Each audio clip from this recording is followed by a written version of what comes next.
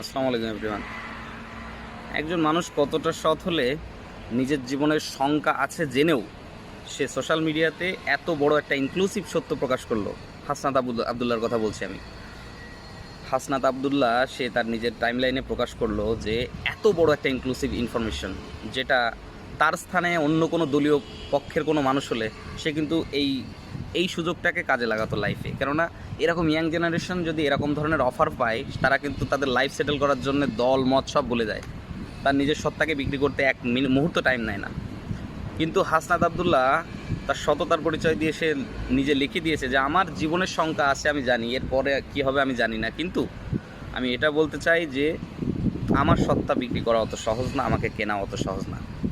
আমি আমার সত্তা বিক্রি করতে রাজি না। রাজপথে আমি বারবার নামতে রাজি, আমি এই দেশকে স্বাধীন করতে চাই, তবুও আমি আমার সত্তা বিক্রি করব না। এবং সবাইকে আহ্বান জানাচ্ছে রাজপথে আসার জন্যে।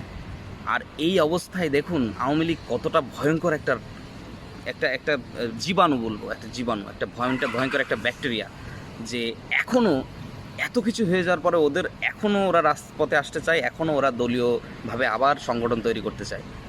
মানে এবং এদের সামর্থ্যও আছে।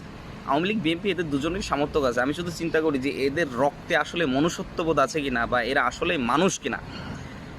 এইভাবে জেনোসাইড হলো, এতগুলো স্টুডেন্টদের জীবন নিল রাজপথে, এবং এই যে অন্ধকার ঘর, এই যে আয়না ঘর, অমুক তমুক এত কিছু আপনারা দেখলেন। আর এইভাবে নিরবিচ্ছিন্নভাবে দেশে সন্ত্রাসী হামলা, রাজনীতি, দুর্নীতি, করাপশন চলতেই আছে, অর্থ পাচার, এত কিছুর পরে এত সব তথ্য প্রকাশ হয়ে গেল। ডক্টর ইউনূস সাহেব এক এক করে একে একে অনেকগুলো তথ্য বের করে ফেলাইছে অলরেডি। আর এখন দেখেন বাংলাদেশের এই অবস্থায় এখনও আওয়ামী লীগের দল যদি বলে যে আমরা দেশের রাজপথে আসতে চাই, আমরা আবার শাসন করতে চাই দেশ, আর আপনারা যদি তার সমর্থন করেন এবং আপনারা যদি তাকে সাপোর্ট করতে চান, আমার মনে হয় আপনাদের মতো মানুষের বেঁচে থাকার কোনো দরকার নেই। আপনাদের মধ্যে বিবেকবোধও নেই, আপনাদের ইমানও নেই, আপনাদের মধ্যে মনুষ্যত্ববোধও নেই। আপনারা সবই বিক্রি করে দিয়েছেন।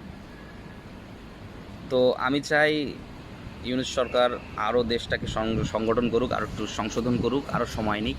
আর এদেশে এখন ইলেকশন হওয়ার মতন পরিস্থিতি নাই। আমার মনে হয় 5 থেকে 10 বছরের ইলেকশন না হলে আমার মনে হয় কোনো সমস্যা হবে না। এখন দেশটা সংশোধনের সময়, আর এই সংশোধনের সময় আমরা চাই হাসনাত আবদুল্লাহর মতন সততা এবং সৎ ব্যক্তিকে সহযোগিতা করে দেশটাকে আরও এগিয়ে নিয়ে যাওয়ার। আওয়ামী লীগ বিএনপির তো প্রশ্নই আসে না। এই জালিমের দুনিয়ায় ওই ধরনের কীটপতঙ্গ, আওয়ামী লীগের মতো কীটপতঙ্গ, একটা জীবাণুকে ফের রাস্তায় যদি আসতে দেখেন, তাকে সমর্থন তো দূরের কথা, জুতা পেটা করা উচিত।